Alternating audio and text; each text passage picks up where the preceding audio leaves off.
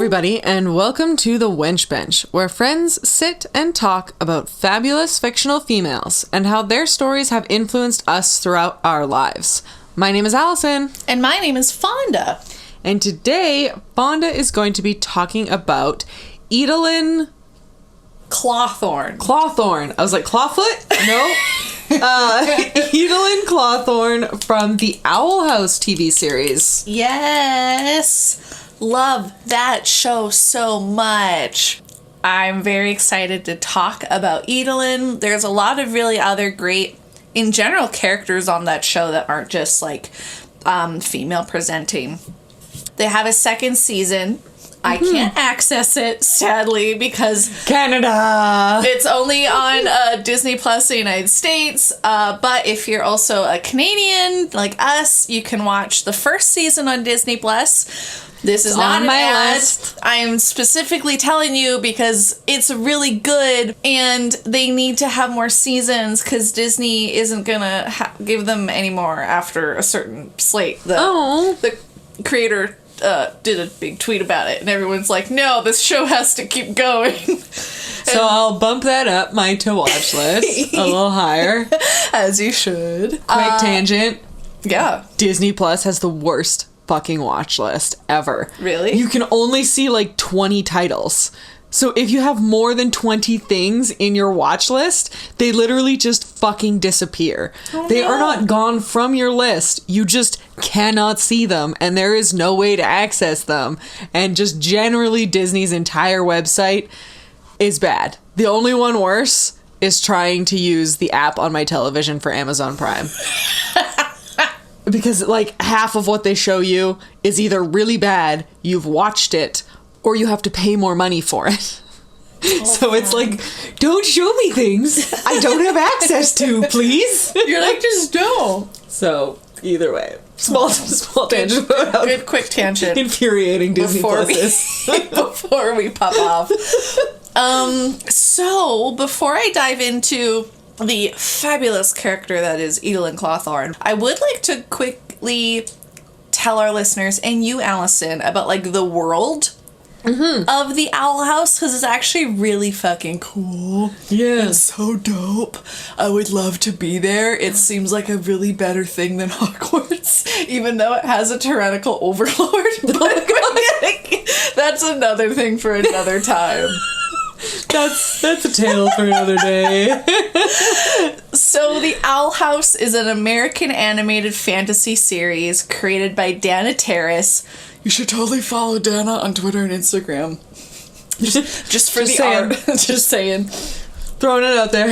And it premiered on January 10th, 2020. The show itself has, like, a similar vibe to Gravity Falls, if you've ever, like, seen or heard about Gravity Falls.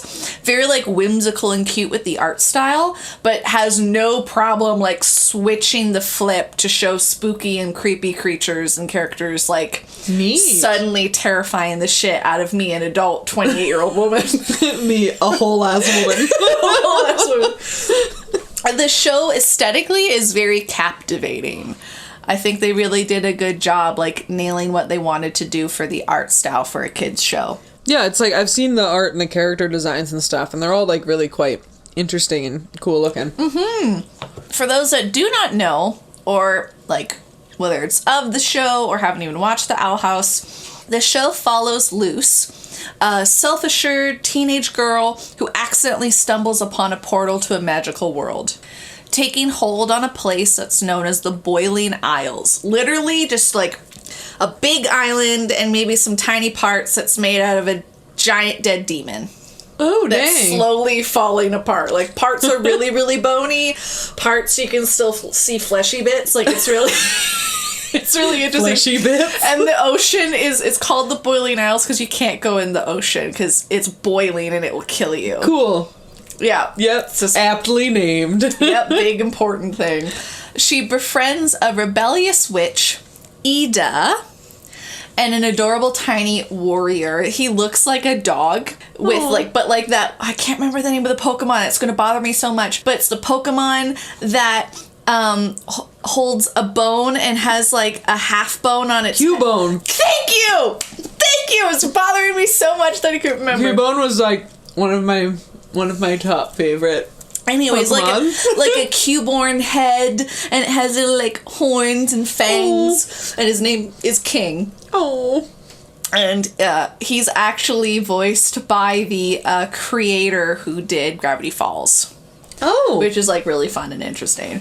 So despite Luce not having magical abilities, she pursues her dream of becoming a witch by serving as Eda's apprentice at the Owl House, and ultimately finds a new family in an unlikely setting. So that's like a quick little snippet. Yeah. Something to note, which is why I really want to talk about like the world quickly, is like the magic system. It's really neat. So in the world, witches and what's known as like biped demons, they can cast magic. Other things can't. They might have like an innate sort of magical essence to them, but there's also creatures that equally can't cast magic. But humans are notably like, they know of humans and they're like, no, you can't. You don't know how to do magic. Yeah. Sorry. Too bad. It comes really interesting because witches and biped demons have something called like, it's called a bile sac, and it's attached to their heart. It's just this sac. It's really intricately drawn in this one quick picture, and it's like contains their magic in their hearts. So each bile sac contains different spell phlegms that can be mixed together to create different spells. And thanks to... Are you okay? No. Do you need to talk about your giggles, or it's fine? Okay. It's not gonna stop. Okay. As long as you're saying bile sac, I'm just... Okay, I'll try to be careful with the use. I'm a second grade boy. You're a little bit.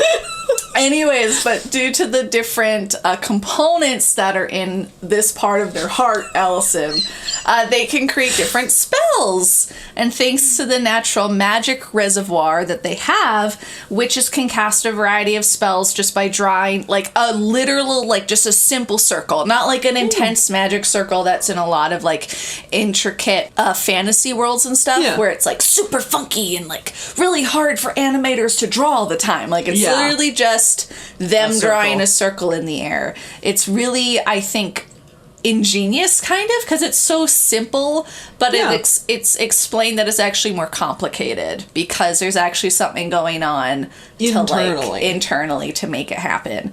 But it's noted in the show that witches couldn't always cast magic this way.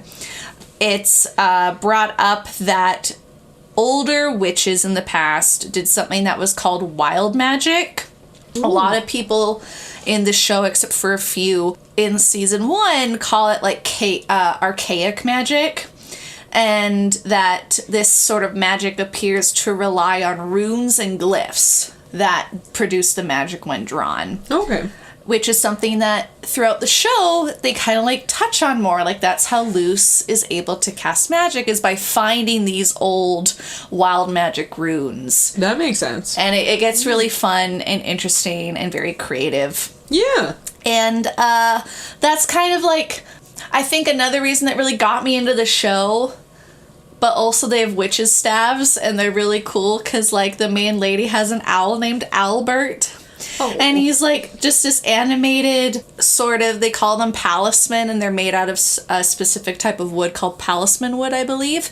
And when a witch makes them, they have like this like really deep connection, kind of like a familiar. Yeah.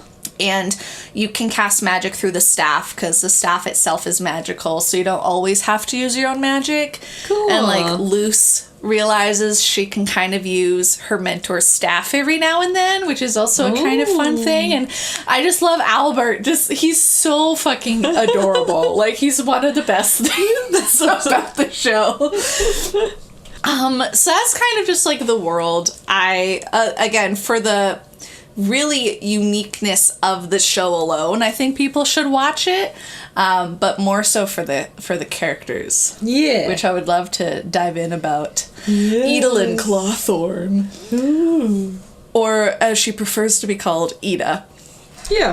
She's this, I don't often physically try to describe characters, but I really need to for her. It's really important for me. I have seen pictures of her, and she looks amazing. She is just, like, I just sigh in a good way when I think about her. But she's a tall, slender woman, noted to be in, like, her 40s. She has ivory skin, pointed ears, as all witches do. They have pointed ears. She's got maroon lips and golden eyes. She has untamed hair that is thick and long and is, like, layered with 2 tones of gray. And she has, I only found this out as a spoiler for season 2. It's not that big of a spoiler, but she has, like, a golden fang. Mm-hmm. And you find out it's a screw-in, like... Oh my god. She just screws it in. So she's missing a tooth and she just screws in this golden fang. And I love it very much. And she has, like, orange claw-like nails and a gem that's on her sternum that's, like, oval and amber and pretty much matches, like, her eye color. Neat. Early on in the show, Eda is often called, and even calls herself, the Owl Lady. Joking at one point early on that she's called that because she's so wise. But it's revealed pretty quickly that it's actually due to a curse that she's had since she was a child. Ooh. This curse, or disease, as, like, it can kind of get called once in a while, is something that, at least as of the first season, I'm not sure about the second season, Eda has lived in fear of, it appears. Like, obviously growing with it, and she understands she has it, but it, at least in the first season, she's not, like, accepting of this part of her. She takes these elixirs that she knows how to make, but also, like, purchases that help prevent her transformation, but it's, like, very temporary. Mm-hmm. And if she loses control, whether it's because of, like, stress, lack of sleep, or when she's out of magic, she'll turn into the Owl Beast. Ooh. Which is, like, an Eda weird version of her being an owl. It's a curse that she's often kept secret from other people. Like, when Luce first meets her, obviously she doesn't know, but her companion King, who's been with her for a lot longer, we don't know exactly how long, he doesn't know until the same time the main character finds out. Oh, okay. So it's like this thing that clearly she doesn't really want people to know, but eventually other people are aware of it, either because they find out accidentally or she will tell them. Okay. Like, I feel like the curse is probably like someone could, like, talk about it being a metaphor, like this really deep connection to something. Yeah. I'm sure there is, but I feel like it's not gonna get touched on till the second season. Yeah. Especially because she's not, like, the main character of the show. But even if it doesn't have a super, super deep meaning, it's just a really interesting part of her personality. Yeah. Anyways, I just really like it. Very, very much. Yeah. When she turns, like, she has quote-unquote owl tendencies. Like, when she is an owl, she's, like, always interested in shiny things.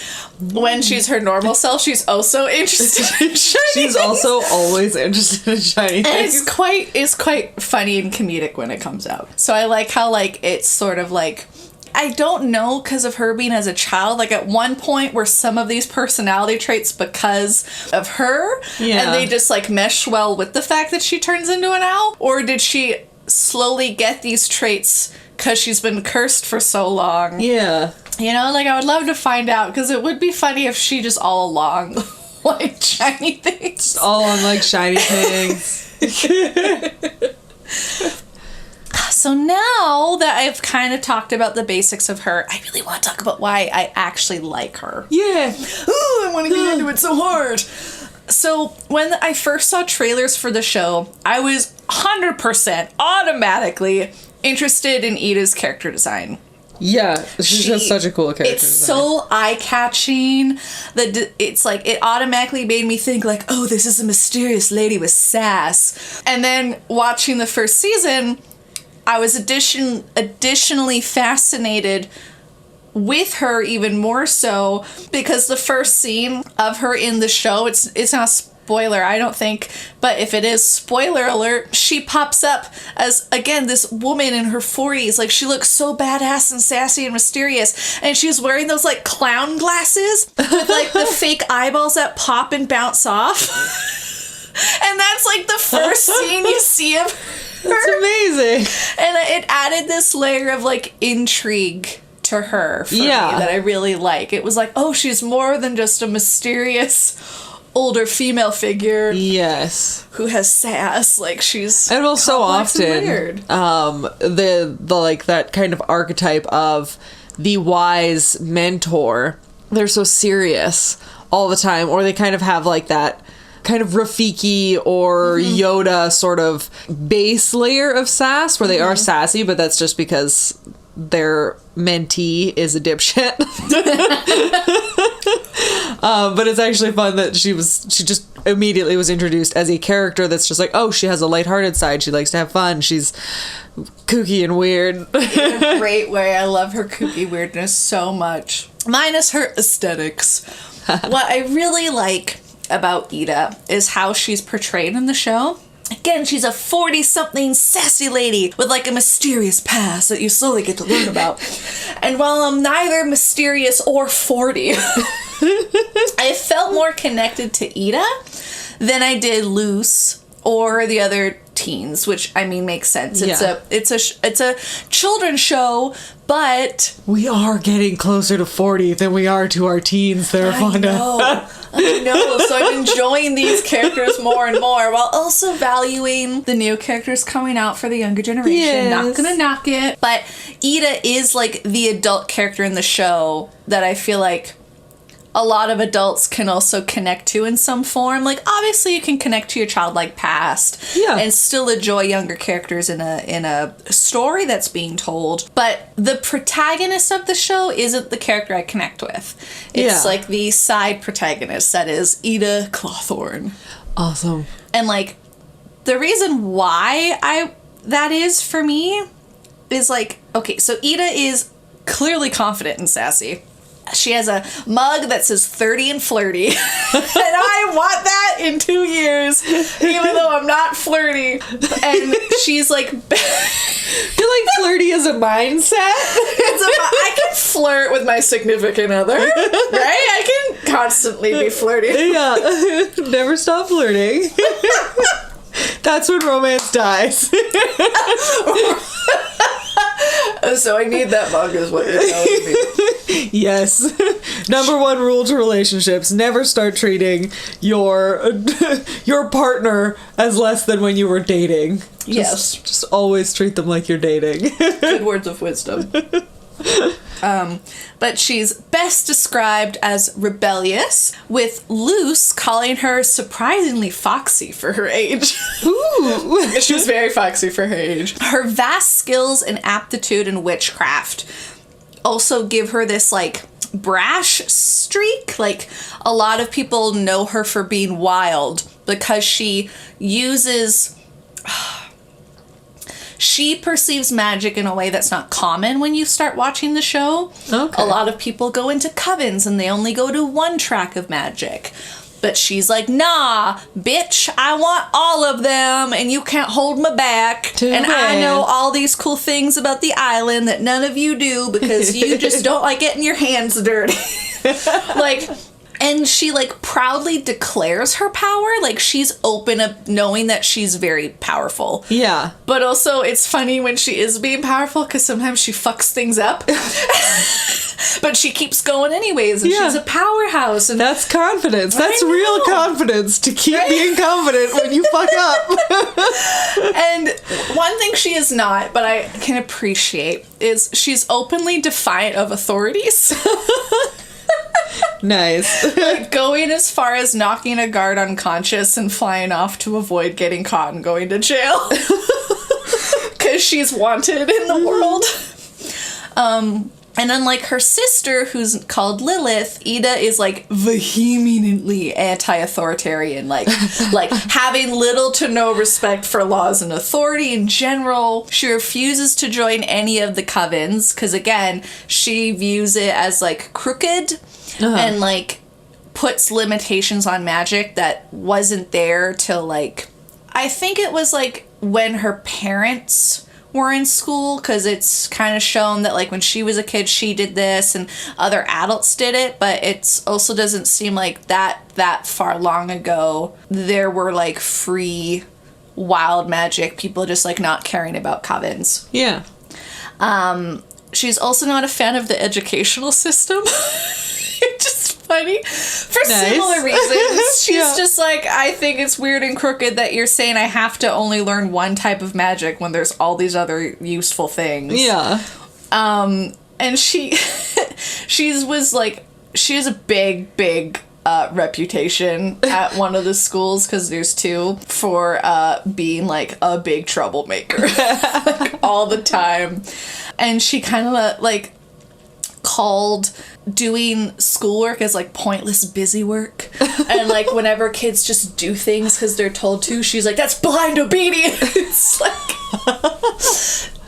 I like her. she's so fun. And I'm not like that at all. Like, I mean, I feel like if someone told me to jump off a cliff, I'd be like, what the fuck you talking about, man? Like, hell nah. But I follow rules.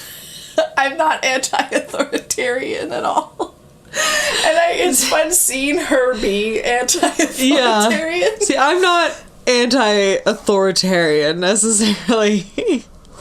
But I am, like, anti-capitalism, somewhat anti, like, I don't want to say anti-government, but I have issues with being forced to live under a capitalist regime. As does Eda. Because, again, the current leader of the Boiling Isles, very, like, repressing of other magic and stuff. Not a good guy. Yeah. Not kosher, okay? Don't like him. So aside from Eda being, like, rebellious and cool and sassy and foxy and, like, really wild and powerful, she has, like, this really big caring side to her. Oh. Like, right off the bat in the first episode, you get to see it. We're introduced to her and King, and Eda in the first episode asks Luce to help her get King's crown back. It's supposed to be this, like, magical crown that will be able to, like, give him his powers back. And so all of them go through a lot of effort to get back what looks like a Burger King-esque paper crown. Oh, that's so cute. I know. And when Luce asks why, knowing clearly it's not magical because it's something from the human realm, yeah, Eda responds, like, admitting that she knew the crown was fake. Yeah. But was willing to get it anyways because it made King happy. Oh. And then she adds that, like, weirdos such as herself and King should stick together. And she, like, winks at Luce. Because Luce is a weirdo. Yeah. You find that early on. She's supposed to go to a summer camp to, like, be reformed to a quote-unquote normal kid. A normal kid. To fit in a box. And she's so weird. And so, like, I don't know. I really liked that. That it was, like, this adult woman, basically, who's still very childlike and whimsy, just kind of, like, knowing something isn't actually what the younger person, being King, says it should be, but follows along because it's one harmless. I mean, she gets her head cut off, but no big deal. No big deal. It's really no big deal for her. And then it's just like, whatever, right? Like, she's like, it made my friend really happy. Yeah. And I want that for anybody. And it's, like, really kind. It is. And I feel like this puts Eda in a light that continues for the rest of the season, which is like a parental mother figure to King and Luce. And though she dislikes authority and acts childlike at times because she does a lot of pranks and she's just very, like, her relationship with her sister is fucking hilarious. I love it so much.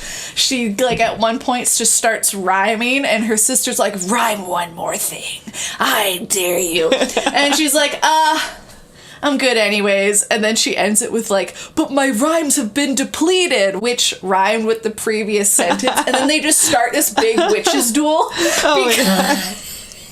Because of, like, sibling relationships. Yeah. And even though she doesn't like the education system and, like, authority stuff. Like, she still chooses to teach Luce magic in a very non-traditional way, while being whimsical one moment, but then being able to be serious the next, and not having a hard time flipping between those two. And, like, she pretends to really dislike physical affection with hugs, but you can tell she actually does enjoy getting a good hug now and then. She does like hugs. And I don't know, I just, like, she goes through a lot, at least in the first season, to protect those that she holds really dear. Even if it comes to, like, some sort of cost to herself. I think that's nice.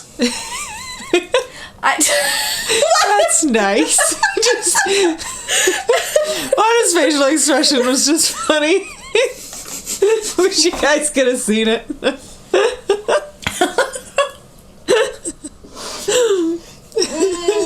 It is, though. It's really nice. And so, like, something about how she's portrayed as being this 40-year-old woman who clearly refuses to throw away her inner child. Yeah. But doesn't let that come in the way of, like, her prowess and capabilities in regards to magic and protecting her friends and family. Really, like, speaks to me. Yeah. Like, there are a lot of aspects of Eda that I hope to have when I'm 40. Yeah. I don't think I'm going to be all powerful and magical. That's, like, I need to know that's not going in my backpack of skills. But if I'm slightly anti-authoritarian as a 40-year-old in a fun way, I'm not going to hate it. Yeah, but, like, there's a part of me that's just, like, what I wouldn't give to be considered the, like, weird, eccentric witch lady. That's still whimsical? That doesn't like authority. The one that lives in a really old owl house. Ooh, that rages against the machine, the man. It's like, huh. That sounds like a fun future. And, like, that's the funny thing, too, though, is that, like, 40 isn't, like, we're not sitting here being like, oh my god, 40's so old. But, it's nice to hear that there are, like, young shows where they are showing, like, a middle-aged woman who is still fun and dynamic and quirky and has all of these different aspects to her character, because a lot of times most women who are portrayed in that age group are either, like, moms or they're having, like, a midlife crisis. Yeah. Yeah, or they're, like, especially in a kids show, there are adults in kids shows, but sometimes they're, like, purposely the antagonist to the teen. Yeah. You know, where they're, like, you learn and the kid will, like, maybe make a relationship where they're like, okay, I get why you're this way or why you did this, but I still wasn't happy about it, and they'll come to, like, a mutual understanding. But I really like that just, like, right off the bat, there's this 40-year-old badass whimsical owl witch lady who's just, like, not antagonistic to Luce. Yeah. And, like, at one point, like, gets super excited that Luce has a wanted poster. She's like, oh my god, like, she looks so proud. She's like, yes! Like, she's doing something Girl right after for my own heart. And, like, she still kind of butts head with Luce in a way where, like, at one point in the show, Luce, like, really wants to learn a second spell. She's like, I need to know more than one spell in order to get into the magical school. And Eda's trying to, like, show her how to do it in a way that is, like, best for her, given that she's not a witch. Mm-hmm. And she kind of, like, even though Eda's done nothing wrong to, like, be like, hey, why, like, you've taught me a lot of other things, she just kind of, like, doesn't follow or trust. I don't know what it is to say, but she doesn't do it. And I think it's because she feels like all the other people are on the fast track to learning how to do it. And she's like, maybe I just need to go that way. Like, why are we in the middle of, like, the high up mountains in the Alps of this island, and, like, why are you having me, like, lick things like sitting, like, why am I doing this when, like, everyone else is learning so much quicker? Yeah. And, like, she does a really good job at trying to be like, yeah, but, like, this is the natural way. Tons of people did this. The old witches did it. You don't have a bile sac. So you gotta learn it another way. And Luce is a little, like, adamant to that. But then she, you know, she fucks up, does a big whoopsie. Big whoopsie. She learns that there are a lot of things that Eda was teaching her, and she was a little, like, apprehensive because it wasn't, quote-unquote, the fast way. Yeah. But, like... Or the normal way. Yeah. So I like that there was still that sort of, like, young teen being like, but you're not, like, you're an adult and you're telling me I should do something this way. I want to do this way. I'm gonna still do it and, like, learn from it, of course. Yeah. Like, I'm not saying a teen should always listen to the adult figure. But it was nice that, like, they still sort of had that learning curve in the show. And it wasn't like, oh, she always liked the mentor from day one. And the mentor could do nothing wrong to fuck up their relationship. There was no character growth between the two of them. Like, there was. Yeah. And I still valued that. I really want to be... I want to be Eda Clawthorne so bad. She's the farthest from me as a person. But I would love to just, like, be her for a day. Just for a day, be powerful and... sassy. And confident. I would say young me would never have wanted me to say I want to be 40. But if I could be Eda, I would have no problem being 40 years old. Yeah. I mean, don't get me wrong. When I'm 40, I will still be clutching to my hair dyes in my cold dead hands. Yeah. I will not be that one who goes gray. My hair is currently platinum blonde and blue, for anybody wondering. I think I could welcome the gray. If parts of my hair were going gray pretty quickly, I'd just go to a hairdresser and be like, make me all gray. Yeah. Just do it now. See, in my mind, I'm like, I could totally go gray, but I just get so bored so fast. Like, I go, like, all the different colors. I think I do that, like, there's a really pretty, like, blue gray that you can dye your hair that's very pretty. I think I do that more than just have it be gray. I like my hair being fun colors. I would have, like, multiple tones of gray, so it's not just, like, flat, but I'd work it, I think. I think you could rock gray hair. Thank you! Thank you very much! Before, I guess, like, we dive into other things, if you have questions or whatnot, I have 2 fun facts. Just 2. Love fun facts. I promise. The first one is who Eda is voiced by. So, Eda is voiced by Wendy Malick. Okay. Who voiced Chicha from Emperor's New Groove. Oh, shit! Chicha? Chachi? It's Chicha. The wife, right?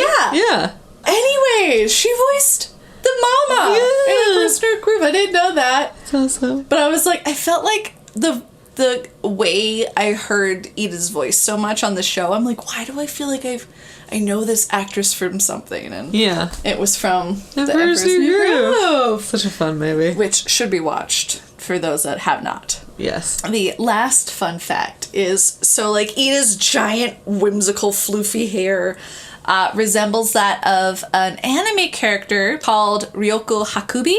Ryoko Hakubi's hair is very, like, pretty much identical to Eda's, except not gray and, like, aging. But she's an anime character from a 90s anime series called Tenchi Muyo. Okay. And it's basically just, like, a 90s traditional sort of, like, a lot of characters love this one male character, and all these characters come from space to Earth for some random reason. Sounds like an anime. Sounds like an anime. And I just, like... I something about that was just so fascinating to me, because I also really like that character from that 90s anime. Yeah. Which just, like, seeing her hair as Eda on screen and me being reminded of, like, the inspo for it. Yeah. Every time I'm just like, ooh, I'm gonna talk about Ryoko one day. Like, I need it. They both have whimsical, wild hair. I need to talk about it. Nice. Also, Ryoko, I believe, was an awakening for a young, naive Fonda. Oh, that's fun. Yeah. I love those characters. Yeah. In case you haven't listened to my Kim Possible episode. Characters about the awakenings. I feel like we should have, like, an awakening episode. Let's just talk about all of the women characters that made me question my sexuality and everything I knew about myself. And additionally, I would also just love to talk about Wolverine. Wolverine, yeah. Get real weird with it and talk about all the anthropomorphized animals from Disney that made us all confused as children. I did not have that. So, no? No! You didn't have a crush on Kovu from Lion King too? I did not. I know like 5 people who had a crush on that fucking lion. I did not. I had no crushes. Not even Robin Hood Fox? No. I'm sorry. Like, You're banished. You're banished from millenniums. You're not a millennial. I'm sure there's something, but maybe I just don't know what it is. I just know it's not, though. I mean, this isn't, like, an anthropomorphic sized animal, but I really liked Balto from the but I didn't like him in that way. I just thought he was a really good dog. Well, he's sort of anthropomorphized because he's given like human emotions and he can talk. But like, no, I think it was when Zootopia came out that everybody started like all the millennials started talking about. They're like, oh my god. See, I watched Zootopia and I did not have that. No, because everybody was laughing about like the Fox character, and everybody's like, why do I have a crush on this Fox character? They were like, Robin Hood. Oh no. That's fun. Then people joke and say that that's why there's so many furries now is because of Disney. Oh, Disney. And I'm just like, oh my god. Disney, you might have a really shitty streaming setup for your Disney Plus. But boy, did you get them young, questioning furries. Yeah, and like, I do not identify as a furry. Nothing against furries. No. But like, as a child, those are some of your like, your first characters, and like, you learn about like personalities and things like that. And then like, Lion King is like, here's some bad boy lion with a scar in his face, and you're just like, hello. And you're like, what the fuck is wrong with me? And like they're having relationships with the character you're supposed to like because it's like Simba's daughter is like crushing on this lion too, and you're like, oh, they're so cute together. And you're like, god damn it, Disney. The thing, it would be fun just to have like a sort of like confession awakening episode where like anonymously people give us other people. I was like, other people. How much do you want me to bare my soul on this fucking podcast? No, other people tell us like the things that awoke in them. If you want to email us about that, if anyone does, I will keep them. Maybe one day we'll have maybe it as a one day. bonus That'd be episode. very fun. But back to Eda. I have nothing to say. Since you've only been able to watch like the first season, where would you like to see Eda's character go? I don't want to spoil for the first season, so I'm going to try to say it without doing any like spoilers for people that want to watch it, but I really want to see her relationship with her family more. Like it's clued that like she has a mom and dad that's still alive, and you see her sister throughout it, and at the end of season 1 like they're kind of more sisterly and connected than at the start of the show. So I would like to see that for Eda, because clearly she wants that close connection with people and she didn't have it because of her curse. And I would also like to see how she deals with and maybe accepts the curse. Like, I'm wondering how that will shape her in the second season, both because, like, it affects her magic in some way, too. So I'm curious how they'll try to, like, show that in the show. Yeah. That's what I would really like for her, is for, like, the familiar things outside of her found family, and, like, how she's going to deal with this curse that she has clearly, at least in the first season, has been like, this thing's just like fucked with most of my life, and I'm dealing with it and not telling people. So I'd really like to see, like, maybe her coming to terms with or accepting the curse. And I feel like there's more to the curse than just being a curse. Like, it seems like with hints in the first season, there's like stuff, something with the curse. Like there's something more, and I would love to learn. Yes. Love to learn that. I do have a question for you. So there's different covens in the show. Okay. I'm going to bring up a list, and I'm going to describe the covens. Okay. And currently in the Owl House, people are in a school and they can only pick one track. So I'm curious, just giving you the list and brief names, which one you would go to. Okay. Ignoring the fact that there's one called the Emperor's Coven, which allows anyone to use any form of magic.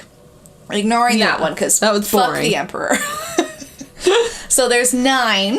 There's one called the Abomination Coven. It's one that specializes in creating and using abominations. Ooh, okay. The Bard Coven, that specializes casting spells through magical instruments. Hard no. I'm bad at music.